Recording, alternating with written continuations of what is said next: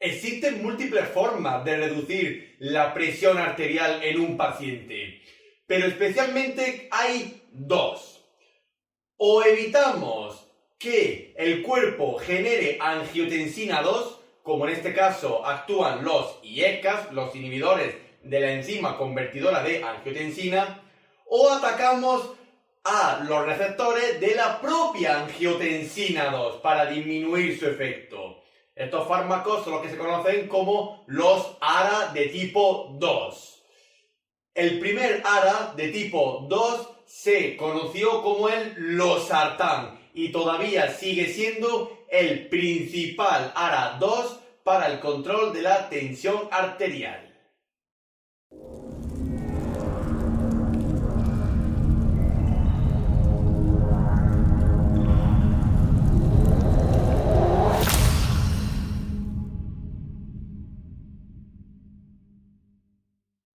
El losartán es un fármaco que pertenece a la familia de los ARA2, es decir, antagonistas de los receptores de la angiotensina 2, como otros semejantes, como por ejemplo el valsartán o el olmesartán. El losartán lo podemos encontrar en el mercado sanitario y farmacéutico bajo diversos nombres comerciales, siendo el más conocido el de Cozar. Y aquí podemos observar la estructura y conformación química del losartán, donde vemos la complejidad de la molécula y especialmente algunas características notorias, como por ejemplo la presencia de un anillo imidazol al cual se le ha unido un átomo de cloro y también la presencia de otros anillos heterocíclicos, en este caso dos anillos de tipo fenol y otro anillo heterocíclico de tipo nitrogenado.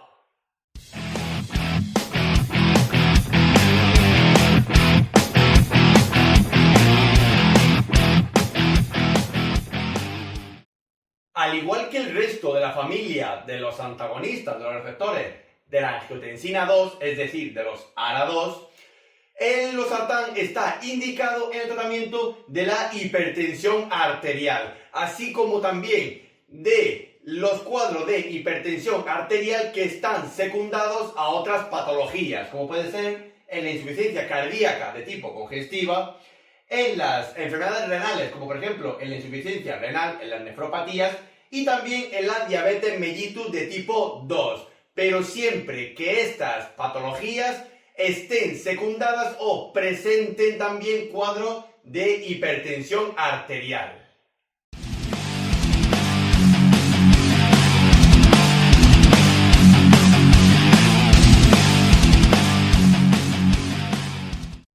El losartán suele ser un fármaco bastante seguro y bien tolerado por la mayoría de los pacientes, pero debemos de saber que no hay que utilizarlo en los propios cuadros de alergia al losartán y especialmente a la familia de los ARA2.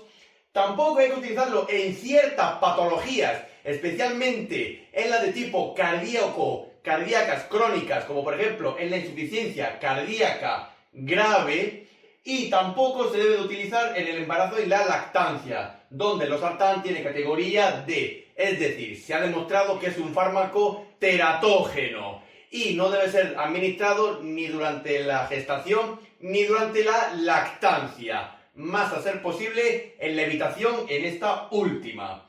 Y también hay que tener en cuenta ciertas precauciones con el losartán.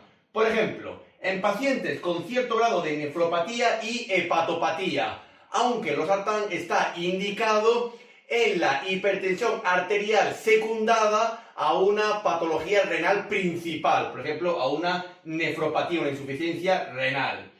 Mucho cuidado en pacientes geriátricos y en pediátricos, ya que en los pacientes de la tercera edad se suele requerir un poco más de dosis para el control de la hipertensión, siempre hay que cuidar de nuestros mayores. Y en las poblaciones jóvenes hay que tener en cuenta de que no hay muchos estudios que evidencien una eficacia terapéutica del losartán en las poblaciones pediátricas, por lo cual su uso será muy cauto y a evitar a poder ser. En pacientes con tonalidad negra o de raza negra, es posible que el losartán no surta tanto efecto por temas de genética. Así como también mucho cuidado en las patologías que presenten edematizaciones y de hipotensión arterial. No bajemos aún más la tensión arterial del paciente con el losartán. Si ya de por sí el paciente tiene alteraciones de la volemia, por ejemplo en los shocks hipovolémicos o en hemorragias y sangrados masivos, mucho cuidado con la utilización del losartán, ya que puede disminuir aún más la tensión arterial y agravar el cuadro de la hipovolemia. Así como también tenemos que monitorizar los electrolitos del paciente que esté en administración con el losartán. En todo paciente que tenga patologías coronarias, como por ejemplo la estenosis coronaria o historial de infartos agudos de miocardio, isquemias miocárdicas, así como también en los ACV, accidentes cerebrovasculares, y en los ictus, hay que tener mucha precaución con el losartán, incluso si es posible evitarlo hasta que estas patologías estén solucionadas. También hay que revisar las interacciones del losartán con el resto de la farmacología y, por supuesto, si tenemos que rebajar la tensión arterial a un paciente, o utilizamos IECAS o utilizamos ARA2, pero nunca combinarlos. O evitamos que se genere angiotensina 2 o reducimos los efectos de la angiotensina 2 mediante los ARA2, pero nunca mezclarlo.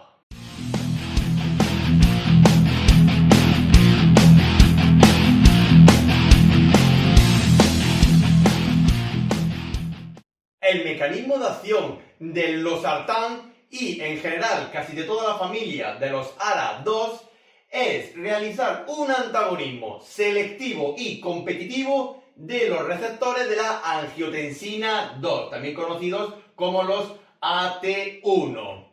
¿Qué se consigue con el bloqueo competitivo selectivo de los receptores de la angiotensina 2? En primer lugar, que se disminuye la actividad de la angiotensina 2, por lo cual se disminuye la tensión arterial.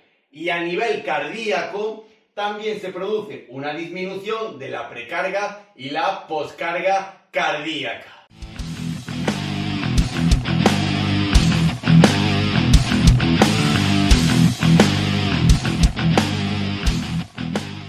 La vía de administración más usual del losartán es la vía enteral, debido a la presentación en comprimidos que tiene el losartán en el mercado sanitario y farmacéutico, donde las dosis oscilan entre 12,5 a 100 miligramos.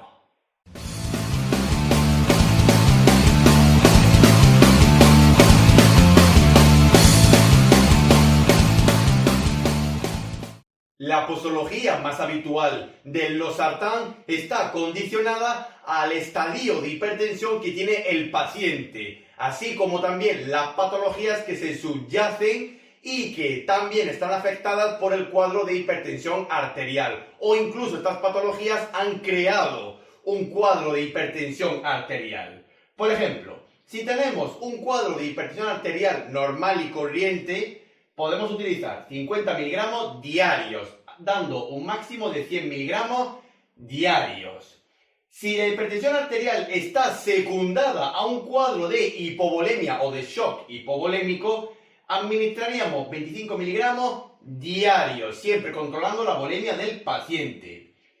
En las poblaciones pediátricas, en las jóvenes, podemos utilizar de 25 a 50 miligramos diarios, incluso reduciendo más la dosis, según la patología y evaluación y evolución del paciente. Y si la hipertensión arterial está secundada a una nefropatía, una insuficiencia renal propiamente dicha, podemos utilizar de 50 a 100 miligramos diarios, pero usualmente siempre las dosis suelen estar condicionadas entre 50 a 100 miligramos al día.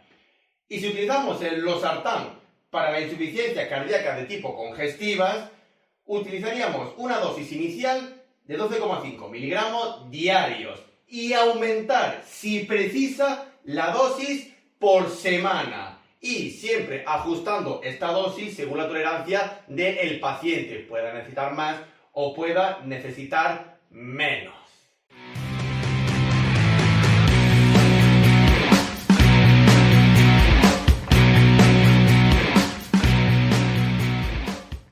Dentro de la compatibilidad e incompatibilidad del losartán con el resto de la farmacología existente, deberemos de realizar una extensa revisión bibliográfica, ya que tampoco hay demasiados datos de qué fármacos se pueden mezclar o no a la vez con el losartán y en general con la familia de los ARA2. Pero también hay que revisar las interacciones que tiene el losartán, ya que se ha demostrado que puede haber un aumento del efecto terapéutico o de la adversidad, es decir, una sinergia farmacológica, si se administra a la vez con fármacos que sean hiperpotasémicos, es decir, que aumenten los niveles de potasio en el organismo, y con ciertas sustancias como por ejemplo los antidepresivos de tipo tricíclicos, el litio, especialmente en pacientes psiquiátricos, y con algunos antipsicóticos.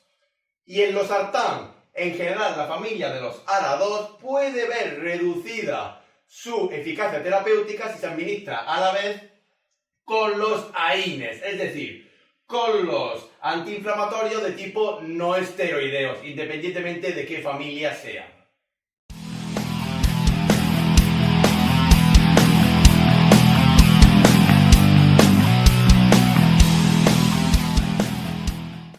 Aun siendo un fármaco bastante bien tolerado por los pacientes, el losartán puede provocar ciertos efectos adversos, como por ejemplo tenemos a nivel general, puede producir mareos, vértigos, anemias y dispepsias.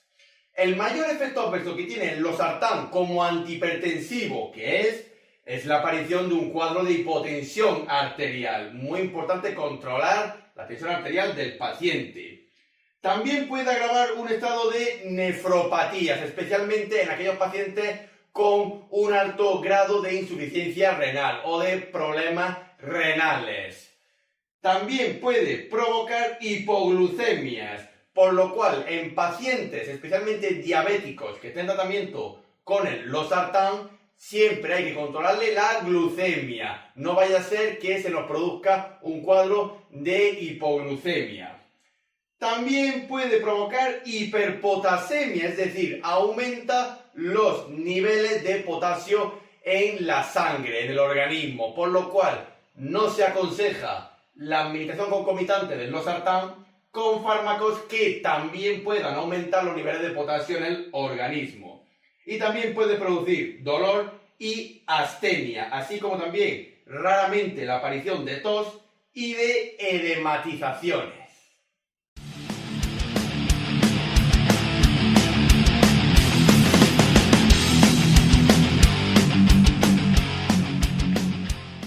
Por último, nos queda decir ciertas pesquisas sobre el losartán.